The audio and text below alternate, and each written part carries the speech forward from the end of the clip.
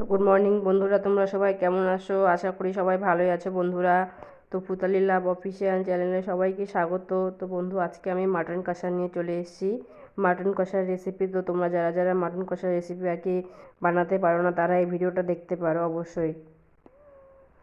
তো দেখো বন্ধুরা, ফার্স্ট মাটন কষাটা আর কি মাটনটা আর কি বাজার থেকে নিয়ে এসেছি। বাজার থেকে নিয়ে এসে ভালো করে ধুয়ে নিচ্ছি, কারণ ভালো করে ধুয়ে নিলে তো হবে না, অবশ্যই ভালো করে ধুয়ে নিতে হবে। তো সেই জন্য আমি আগে ভালো করে ধুয়ে নিচ্ছি। তো তারপরে এদিকে দেখো, আমি আগে থেকে আর কি উনুনে কড়াই বসিয়ে রেখেছিলাম, ভালো করে গরম করে নিয়েছিলাম এবং সেইখানে আর কি মানে তেল দিয়েছিলাম। তেল দেওয়ার পরে তেলটা ভালো করে গরম করে নিয়েছিলাম। নেওয়ার পরে এখানে শুকনো লঙ্কা, তেজপাতা, জিরা, সাদা ফল এবং দারচিনি সব ফোড়ন দিয়ে দিলাম। তো দিয়ে দেওয়ার পরে দেখো বন্ধুরা, এবার সব আমরা ভালো করে ভেজে নেব। এটা একটুখানি ভেজে নেব, যেন যে লঙ্কাটা আমরা দিয়েছি সেই লঙ্কাটা যেন মোটামুটি একটু লাল লাল হয়ে আসে, তাহলে আর কি ভালো হবে। তো তারপরে এদিকে দেখো পেঁয়াজ কাটা ছিল, পেঁয়াজ, রসুন এবং আমি আলু কেটে নিয়েছিলাম। তোমরা যারা যারা আলু খেতে ভালোবাসো তারা আলু দিতে পারো, আর যারা হয়তো বা খেতে আলু ভালোবাসো না তারা আলু দিতে পারবে না। তো তোমাদের ইচ্ছে মতো। তো আমার আলু খেতে ভালো লাগে, তো সেই জন্য যাই হোক আমি আলুটা দিয়ে দিয়েছি। তো তারপরে দেখো সবটাই আর কি দিয়ে দেবো। দেওয়ার পরে এটা ভালো করে একটু ভাজিয়ে নেব। দেখো ভালো করে নেড়ে চেড়ে নিচ্ছি, মানে তেলের সঙ্গে আর কি যেন মিক্সড হয়। তো তারপরে দেখো একটুখানি পরে ঠিক এইরকম একটি কালার চলে এসছে, মানে আর কি এটা অনেকক্ষণ থেকে ভাজতে হবে। তো ভাজার পরে যখন ঠিক এরকম কালারটা চলে আসবে, তারপরে দেখো যে এইখানে আমি আদা বাটা আর জিরা বাটা আর কি আগে থেকেই বেটে রেখেছিলাম, তো সেইটা দিয়ে দিচ্ছি। তার সঙ্গে লঙ্কা গুঁড়ো দিয়ে দিচ্ছি। তো এইটা মোটামুটি আমি একটু ভালো করে ভেজে নেব। তো বন্ধুরা, তোমরা লঙ্কার পরিমাণটা, আমি যতটা আর কি পরিমাণ লঙ্কা কি খেতে ভালোবাসি কিংবা লঙ্কা আমি যতটা খাই সেই পরিমাণটাই দিয়েছি। তোমরা তোমাদের নিজের পরিমাণ মতো লঙ্কাটা অবশ্যই দেবে।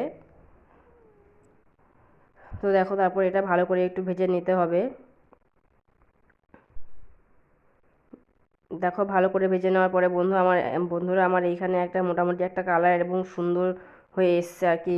মানে যে পেঁয়াজগুলো ভেজে নিয়েছিলাম সেগুলো মোটামুটি সুন্দর এবং নরম হয়ে এসছে। তারপরে দেখো এখানে আমি পুরো মাংসটাই উঠিয়ে দিচ্ছি। তো দেওয়ার পরে মাংসটা ভালো করে নেড়ে চেড়ে নেব, মশলার সঙ্গে ভালো করে মাংসটা মিক্সড করে নেব।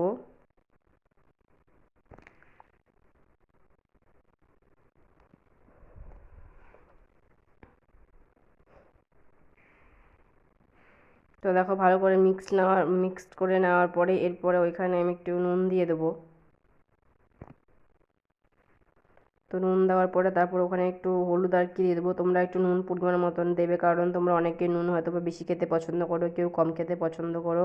তো সেই জন্য তোমরা নুনটা অবশ্যই পরিমাণ মতো দিবে। তারপর ভালো করে ঢেকে দিয়ে দেখো একটুখানি জল দিলাম, কারণ সেদ্ধ হবে। তো জল দিয়ে ঢেকে দিলাম। তো ঢেকে দেওয়ার পরে তোমরা মোটামুটি ওই 4-5 মিনিট পর পর আর কি তুলবে, কারণ না তুললে আবার লেগে যাবে নিচে, কারণ জলটা আর কি যেহেতু আর কি দেওয়া আছে, তো জলটা শুকিয়ে গেলে কিন্তু নিচে লেগে যাবে। তো সেই জন্য মাঝে মধ্যে আর কি সেটা ঘাঁটতে হবে। তো দেখো আমি ঢাকনাটা আর কি তুলে দিয়ে ঘেঁটে দিলাম। ঘেঁটে দেওয়ার পরে আবার একটুখানি ঢাকনা দিয়ে দেবো, কারণ মাংসটা তো যেহেতু সেদ্ধ হবে, জলটা দিয়েছি সেই জলটা সেদ্ধ আর কি সেই জলটাতে সেদ্ধ হবে। তো তারপরে দেখো আবার সেই 5-7 মিনিট পরে আমি আবার ঢাকনাটা তুলে দিলাম, দিয়ে এবার একটু নেড়ে দেবো। দেখো এবার মোটামুটি জলটা, যেটুকু জল আমি দিয়েছিলাম সেটুকু জল কিন্তু মোটামুটি প্রায় শুকিয়ে এসছে, তোমরা দেখতেই পাচ্ছ। তো এবার এখানে একটু ভালো করে ঘেঁটে নিতে হবে।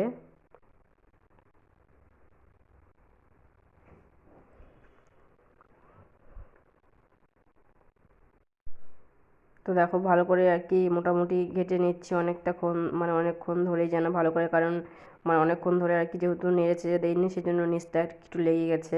তো তোমরা কিন্তু এই ভুলটা করবে না, তোমরা কিন্তু অবশ্যই মানে বারবার করে আর কি নেড়ে চেড়ে দেবে, তাহলে আর লাগবে না।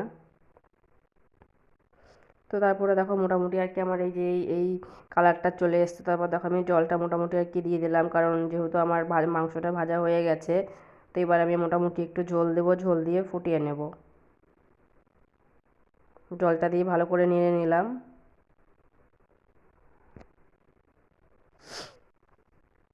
নেড়ে দেখো একটু ঢাকা দিলাম, কারণ যখন আর কি ঝোলটা ফুটে যাবে তখন আমি ঢাকনাটা নামিয়ে দেবো, কারণ ঢেকে দিলে ঝোলটা তাড়াতাড়ি আর কি ফুটে যায়। তো তো তারপরে দেখো বন্ধুরা আমি ঢাকনাটা নামিয়ে দিয়েছি এবং ঝোলটাও ফুটে গেছে। তো বেশ সুন্দর একটা কালার এসছে, যতটা আর কি জল দিয়েছিলাম সেই জলটাও কিন্তু মোটামুটি একেবারে শুকনো এসছে।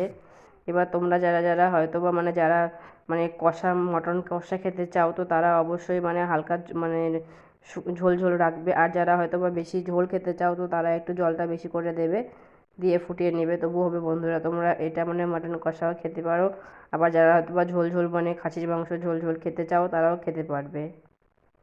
তো দেখো মোটামুটি বেশ সুন্দর কিন্তু একটা কালার চলেই এসছে। একটুখানি 4-5 মিনিট হয়তো এইভাবে আমরা ফুটিয়ে নেব। ফুটিয়ে নেওয়ার পরে তারপর দেখো আমি মশলা ছিল, মশলাটা আমি মোটামুটি দিয়ে দিলাম।